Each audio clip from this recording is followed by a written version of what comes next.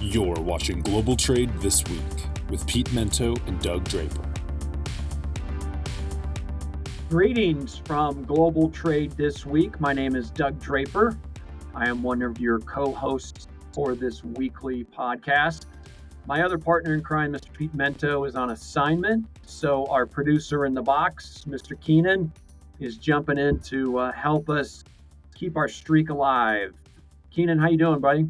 Doing well, thanks. Yeah, it's good to be on here. Again, always love learning, and it's another opportunity to learn when you get to share stories and trends impacting us and the many aspects of logistics and trade. Yeah, you sound so formal. I love it. I've been on meetings all morning. I can't help it. I guess deformalize it a bit. Let's talk about the weather.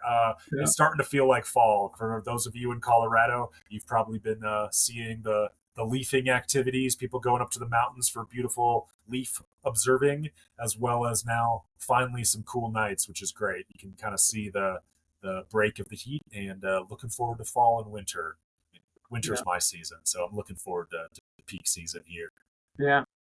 Yeah, I saw over the weekend that, I don't know if you saw this, but for those in Colorado, along I-70, you get off on Georgetown, which is right after the pull-off for Winter Park. And that is the base for Guanella Pass. And if you go up over Guanella Pass, amazing colors, right? Keenan, they shut down the off-ramp. You could not get into Georgetown going east or westbound because it was just a line. It'd be like I-25 traffic in the tech center up and over the Guanella Pass. So I don't know, did you see that? We're like, we're full, please go away. I did hear about that. Guanella Pass is beautiful. It would be a great place, but then if everyone has the same idea all at once, then your quick, beautiful drive through the leaves becomes a traffic jam up on a high mountain pass. So I had never heard of them closing down, yes, for snow, but I'd never heard of them being too busy for leafers. So that was news. And I have heard about people just in my daily life who said that that's what they did on Saturday. Some of them who apparently got through before they shut it down. So yeah, it's happening. People are enjoying the leaves. Yeah, well, Keenan, that's a microcosm of why we bit the bullet and decided to move up to Steamboat. I-70 traffic anymore. Pete and I joke, we're those two old guys in the Muppets that are up in the balcony, right? It's like, I literally would lose my shit every weekend on I-70. We'd leave at 5 a.m. to beat the traffic, and then we'd still get stuck in traffic. And I'm like, I'm never doing this again. I'm never buying another season pass. This is crazy. What are we doing? Blah, blah, blah, blah. So that is, it's not only winter season, it's summer season, and now it's fall season. So, yeah, if you can get outside of the peak, that's obviously the best choice. If not, make sure you pre-download your episodes of Global Trade This Week, as well as one more referral. Give a shout out to Pod Quiz. There's a computer programmer over in the UK that makes a fantastic music and general knowledge trivia podcast, like 15, 20 minutes. There's over 1,000 of them now. So if you're new to it, you can fill up as many hours as your road trip demands, but that's a fun way to get up to the mountains. Well, I forgot to let you know that cross-marketing other podcasts on this podcast is not allowed. Oh, yeah. Well, hey, we'll put a link, and hopefully he'll reciprocate and get some people our way as well. Yeah, very cool. All right, man, let's get this party started. I like your topics for today, so why don't you start us off?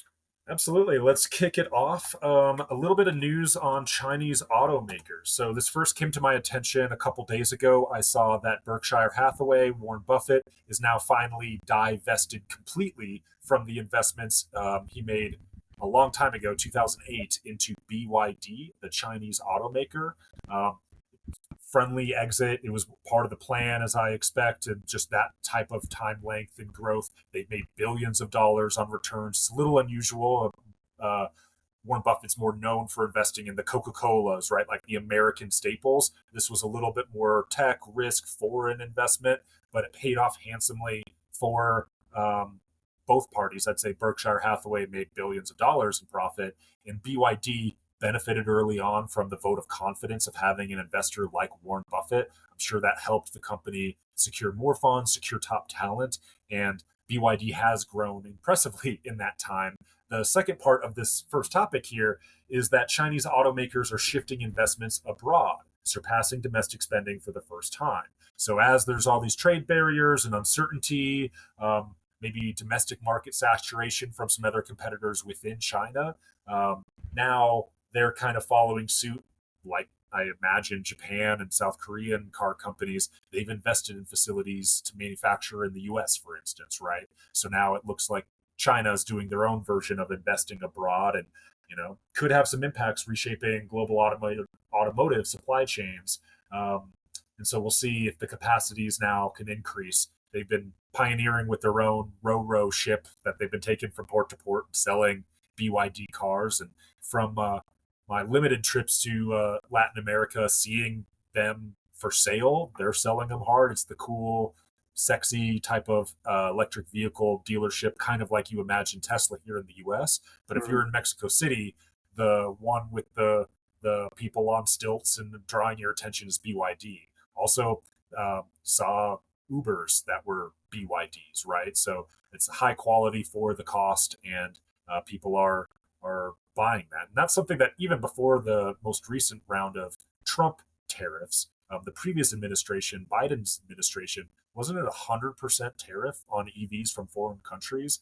Just kind of goes to show that even someone not known for putting brand new tariffs on allies or enemies saw the disruptive nature of Chinese electric vehicles, how good they are compared to the price. So that's why even Biden put 100% tariff on this category. But it's interesting to watch. Berkshire Hathaway is pulling their chips back with a hefty amount of gain, and it looks like BYD themselves are now investing in foreign plants and facilities bigger than their investments in China. So kind of a new turning point or mark of the tide for electric Chinese vehicles. So yeah, a couple aspects of that story, but what are your first takes or thoughts around this story? Well, my first take is they don't call him the Oracle of Omaha for nothing, right? So here I'm putting my tinfoil hat on a little bit for this one, right? So, excuse me. Anyway, great opportunity from an investment strategy. Let's get into this Chinese electric car manufacturer when things were kind of under the radar. Like you had indicated before we started, they put in millions and they're getting out billions, right? And I would think this is the right time to get out because of the tone and tenor of the U.S. and international trade partners and tariffs and things of that nature. And here's my tinfoil hat. I think it relates to the rail industry, which is something I'm going to touch on here in a second. So anyway, great opportunity. The Oracle saw it. He invested it, and now he's like, I'm turning on my cash liquid. I'm getting out of it.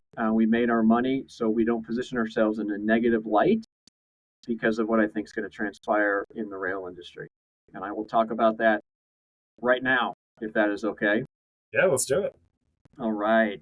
So I don't know if you saw, this whole thing is that we talk about rail maybe once a month, right?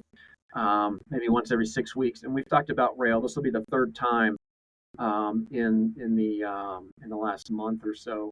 So there's this a CEO change over at CSX, right? So they've essentially, you can read all you want about it, but here's the deal: they kicked out their current CEO, Joe Heinrichs, I believe is how you pronounce his last name. He'd been there for a couple of years. He came over for Ford. He'd been falling behind and missed chances and opportunities, and so CSX, and this is my opinion, is like, oh my God, the landscape has changed dramatically in the last 9 months. What are we doing? How are we positioning ourselves in an offensive strategy versus a defensive strategy? So let's get rid of this CEO. He's not doing his job. But more importantly, let's bring in this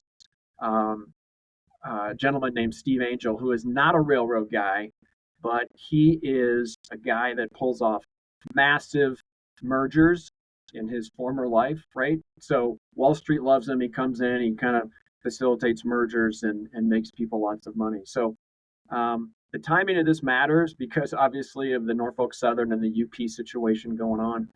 And the CSX is like, hey, we don't want to be left behind. We need a strategist in here to take us to the next level and really go from there. So here's my tinfoil hat. There's only 4 Class 1 railroads out there. 2 of them have already merged, so you got 2 left. CSX is either going to turn their jets on and try to move forward, but you cannot cut your way to profitability when you're dealing with huge assets and the infrastructure that CSX has. So I think CSX is going to be, and the BNSF, which is a company of Berkshire Hathaway, is going to get really aggressive, and we're going to see more talks, maybe speculation out of the gate. But the railroad industry, it's going to be interesting, right? CSX, I love the fact that they're like, we're not playing defense anymore. We're going to be offensive. We're bringing in this guy. And I was liking it to Winston Wolfe, right? From you remember Pulp Fiction? You bring in the wolf, right? That's right. Yes. Yeah. So it's a little different context because we're not dealing with guns or death or anything here. But the line he says is, "I'm Winston Wolfe, and I solve problems." And that's exactly what the new CEO is going to do. He's coming in. He is going to fix a problem, and it'll be interesting to see what CSX does, and if BNSF is going to be part of the equation. Rather than the acquirer, they may be the acquiree, if that's even the right term to use. But I think that has something to do with divesting of Chinese electric vehicles. So they're in a better negotiating position here with U.S.-based companies. Very interesting. Yeah, I mean, if their competition is doing a big merger, I'm also reminded of you and Pete recently talking about how the average full truckload miles were going down because of more and more being put onto rail networks intermodal style. And if the competition is doing a coast to coast big merger, while not being super familiar with the ins and outs of railroad, can see why activist investors or the board might be concerned about them not making these big moves if the time is now to do mergers. And so, yeah, BNSF would be Warren Buffett. From what I'm researching here just last minute, they haven't made any announcements. He's not working on a bid for the railroad, but maybe that cash position now opened up from the BYD profit could be put back into America infrastructure. It'll be something to watch with great interest for sure. Yeah. He's usually the acquirer or the investor, right? Maybe it's different now. Maybe they bring in the wolf and see what transpires. But you never thought railroad would be so sexy as it is right now, Keenan. Some people are always into trains and railroad. For the rest of us, people often forget about it, but it is a very important piece because of the distance, the reach, and the cost that they're able to provide per pound is truly impressive. So being able to have a bigger network if it is good times for merging and acquisitions, then they could. Maybe they will. And I have a feeling too it would be Warren Buffett's BNSF being the acquirer. So maybe it's CSX like trying to put up a bid or now like prepare themselves to be purchased. But I'm not an expert. We'll find out when we find out. Yeah. Well, the wolf cleaned up the problem in Pulp Fiction really quick. So I would imagine we're going to see some news and some movement with this wolf at the CSX in the next couple of months, if not sooner. So, all right. Well, that brings us to halftime. I have to do all these, Keenan, with the intro, the outro, and the introductions at halftime because it's your company, Cap Logistics, that makes all this happen, and we greatly appreciate it. And when you're on the show as a co-host, Pete, Keenan, I lay off you, man. I don't go down a rabbit hole and put you in a corner with that. I appreciate you, appreciate Cap Logistics and all the things that they do. So I'm going to jump in real quick with my halftime. It's going to be an all monopoly. It was funny, literally about 30 seconds before we jumped on here. You're like, hey, I want to talk about this new thing related to monopoly. And I was also going to talk about monopoly at McDonald's, right? So for those that used to experience monopoly at McDonald's, it was like a board game, right? If you remember when you were little, you'd have all these little pieces on your French fries, your Big Mac, your drink, and you'd peel them off, and you'd have these fun characters, and then you would save them on your board, or you'd drop them in your car because you're eating your greasy French fries in your car while you're putting your hand on the steering wheel, and then you lose all these game pieces, and then you put them on the sticker board, and then you take it into McDonald's for free food, or trying to win millions of dollars, and go from there. But it's back, except this time, Keenan, it's all digital. There's no game pieces. There's no board. It's all through your phone, which I am 100% against. There needs to be something tactile. I want to be able to peel something off my food, and I'm not talking about pickles, and have something very tangible. So I love the fact that Monopoly's back at McDonald's. Bring back the board. Bring back the game pieces if you're going to roll out. But again, I'm that old guy on the balcony that it would be a purist in that factor. So anyway, that's my Monopoly take. What's yours? Yeah, so one, I am interested to see how it goes for McDonald's. I remember playing the board game as a kid. I remember then McDonald's doing the prizes. You'd like peel off two properties and you could see. And I remember, at least from my childhood perspective, that the gifts were actually pretty good. Like they had like ranking ones where ultimately it might be a huge amount of money, but more commonly you could get an Xbox or you could get this or that, things that the children wanted. And so I remember there being a level of excitement and potential with that, going along with it.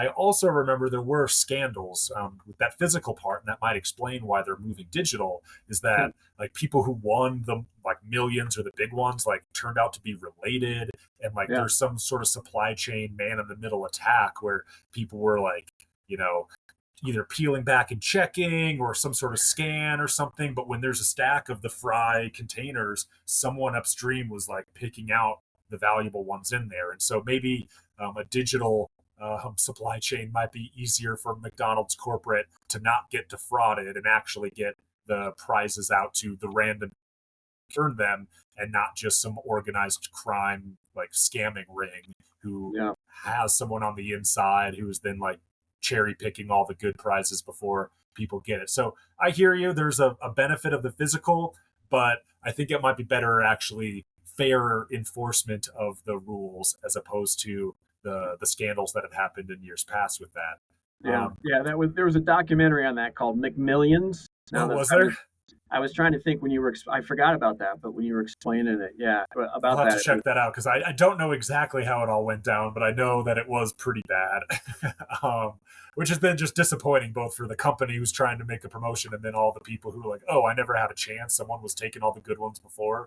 But related to that, I mean, I liked playing the full board game as a child, and it was a fun game, though it would last a long time. And I think it's the famous, Dane Cook joke of, 3 hours in, you flip the table and everything causes fights between you and your grandma and everything. There is a new and improved version of Monopoly that's been taking off amongst people my age. I only found out about it maybe a year ago, but as I've brought it up to people, a lot of people know about it. It's called Monopoly Deal. It's a card game version of Monopoly, and I think it's better than the full Monopoly game for a couple reasons. Primarily, first and foremost, it's much shorter. It's not a 3-hour commitment. It's a 15, 20-minute commitment. If you're playing with people who know how to play, it's brand new, half hour, right? There's a time limit on it. Something else that's more fun about it, too, all good games are games where there's an element of skill and luck. I feel like it was a little bit more set when you were playing the board game of like, oh, I did well early and now it's going to take an hour and a half, but like the person who started off doing well like is going to win with like a little bit of luck in there. Monopoly Deal has much more room for upsets with the game design. The cards of steal an entire monopoly from someone else with all the houses and hotels on it. And so you can go from like almost winning to then everyone teaming up on you and then taking that away. And so you could go from I have nothing in front of me, you can still win. If you have nothing in front of you halfway into the board game, like you're not going to win. But there's a lot more ups and downs with the card game. And then Yeah, it's a fun one. So I'd recommend you and our listeners check out Monopoly Deal. If you like the idea of Monopoly, but you don't really have the time investment, you want it to be a little bit more available. Also, last pitch for this game, and I don't think we have a sponsorship deal with Hasbro or Mattel or whoever it is, but shout out for this game. A cool part about it is that it's fun for both two people as well as a group of people. Most games are like, oh yeah, it's 3 or 4 for Catan, but like you can't play Catan with two people. This is a game you can play with two people or 4 people or 5 people, and it's very fun in both those scenarios. So Yeah. good game design there. Whoever invented Monopoly Deal, it's a good one. Yeah. Yeah. Well, you cracked the code on that one. The whole thing that I kept thinking of when you were talking about that is the time, right? Because you're right. At some point, it just labors on it, and somebody gets mad and flips the board. Um, but yeah, I think this thing done in like 30 minutes or so. That's the secret sauce to re-engage the younger generation in Monopoly. Percent. Yeah. Well, let me get with mine, Keenan, then you can finish off your second topic. But so I'm jumping in. Thanks, Cap Logistics, for making this thing happen. We really appreciate you, Keenan, and the Cap family. So the second half of global trade this week. So I read this last week and cut and pasted it and said I need to talk about that on the show as far as the article goes. But merchants can now use Amazon Logistics Network to pick, pack, and ship for their Walmart orders, Shopify orders, and Shein orders by the end of this year, right? Walmart, I think, has already happened, but then Shopify. So those are almost platforms that are in direct competition with Amazon. Everybody says, well, it's Amazon and Walmart. And now Amazon is saying, hey, if you have a product and you're selling it in multi-channels, hey, we'll warehouse it, we'll ship it, we'll do all the that activity for you, even if it is on somebody else's platform, in this case, a direct competitor.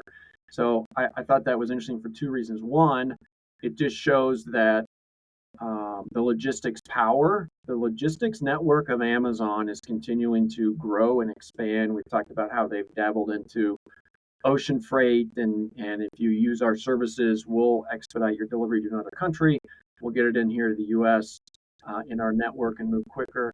And then the second thing is that it's another growing revenue bucket, if you will.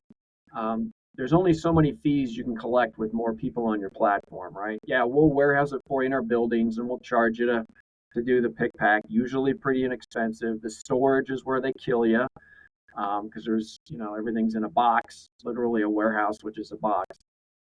But they're really looking at revenue streams for their logistics network, not just to support their own, but you can only take X percentage of somebody selling on your platform. So why not open that up to other platforms and start generating some of that pick pack revenue? So it's just, I don't know if there's anything, a light bulb going off in my head, other than the fact that it's another example of the Amazon coming in and really continuing to migrate to a logistics company, not just a company that used to sell books and now has the endless aisle. So pretty interesting stuff from my perspective.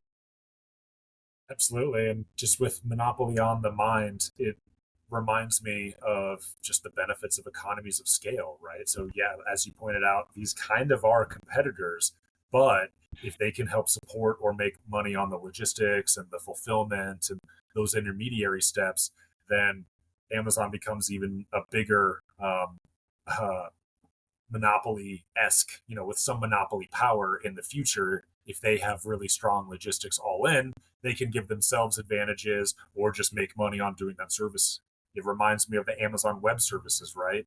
They had to use a lot of computer hosted cloud assets for their own business, but by investing in that as a new business, horizontally and vertically integrating, so to speak, getting bigger that way, they're able to make a lot of money through Amazon Web Services, whether it's to a direct competitor or the US government or whoever else uses that type of service. And now it's kind of like this more and more so with their 3PL type offerings.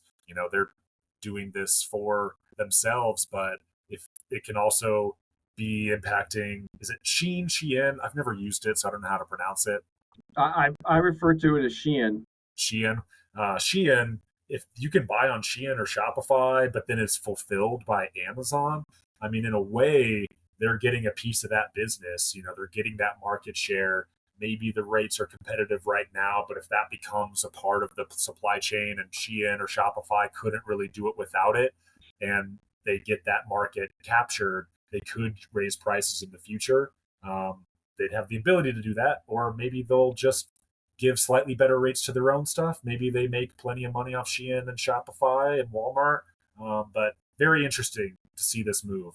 Just not even that long after them announcing the 3PL kind of opening up to begin with. Now it's some major would-be competitors come on board, and that's sort of monopolistic power. I'll be very curious to see where that goes in the future with the relationships, if they can stay friendly with all these competitors, if they're really long-term focused. I mean, that's kind of what Jeff Bezos and Amazon are known for, right? Like his letter to the investors back in the 90s of don't invest in us looking for a return this quarter. We make our bets for long-term returns. And so with that, they probably have a long-term plan in mind, and it'll be fun to watch.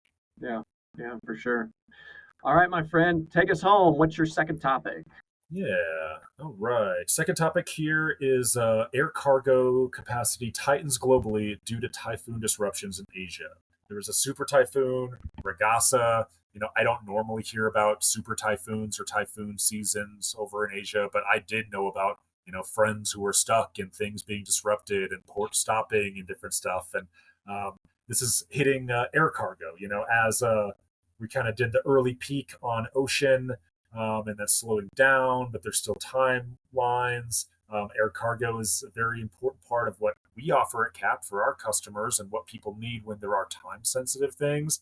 The storm has disrupted a lot of that. So it hit last week, and there are backlogs now all across Asia, Europe, North America. So the backlogs could be impacting time sensitive shipments. Be advised that that's something that's kind of going on outside of the normal Asian holiday type disruptions. There's weather, and anytime weather gets involved, people have to do their best, and plans get thrown off. So I don't know if you had heard about Regasa, if I'm pronouncing that one right, but this one I had heard about through friends even. Yeah. No, I mean, I don't remember the name of the typhoons, but just put the word super in front of something, right? And then it's just epic. Yep. You can't say epic typhoon. You could say super typhoon. But, weather's weather. What are you going to do about it? But here's the thing. The mindset, air freight you're using because you need it quickly, obviously. People will have a little bit of patience with weather, but not too much patience, right? So you have a conversation in the morning. You explain that your shipment's delayed. Okay, that's fine. I get it. Thanks for the update. They have lunch. They come back at 1:00 and they're like, "What's the deal with my shipment?" You're like, "I just spoke to you 4 hours ago," and nothing has changed since. So I think that there's a patience level related to weather implications and delays, but only so much. So it'll be interesting to see if it's just people get more frustrated and things happen, or if there's a ripple effect that will take weeks to cull out. I don't know, but it's crazy when you get into major weather events. Most of us here in the U.S. are wintertime. You see trucks and snowstorms and stuff, but it happens in different parts of the world. And a typhoon is right where there's a lot of export and activity with air freight. Absolutely. And I don't know about where it all made landfall. Hopefully there wasn't that much damage to people, lives, property, though it did get very close to a lot of areas. It looked like it was kind of heading towards, and it seems like Hong Kong as a port is the most impacted compared to some of its neighbor type competitor ports in Singapore and Vietnam. So Hong Kong's kind of seeing it. And then tying back to the Amazon discussions, people are describing how South China, Shenzhen, the manufacturer of drones and all this electronic type stuff out of China, they're going to be facing higher rates now coming into America for Prime Day. So that was something people were reporting on as Prime Day is coming up for Amazon users. The cost to get those goods to America is higher than people were anticipating now. So interesting time there. Yeah, there's definitely a price on timeliness and urgency. If you had time, you could put it on a boat and ship it, but time is money. So Yeah. all these things have to get balanced out. Yeah. I'd forgotten about the Amazon Prime Days 2.0 that's coming up here in a couple weeks. Actually, like 1 week. Anyway, Keenan, thanks for filling in, man. I think we're going to wrap it up for this week's edition of Global Trade This Week. It doesn't matter who's behind or in front of the camera, I should say. We're going to bring this to you every single week. And if it's happening across the world and the globe, and it's related to global trade, logistics, or transportation, we are going to be talking about it every single week. So thanks for joining us, everybody. Keenan, thanks for participating. And we will catch you guys next week on Global Trade This Week.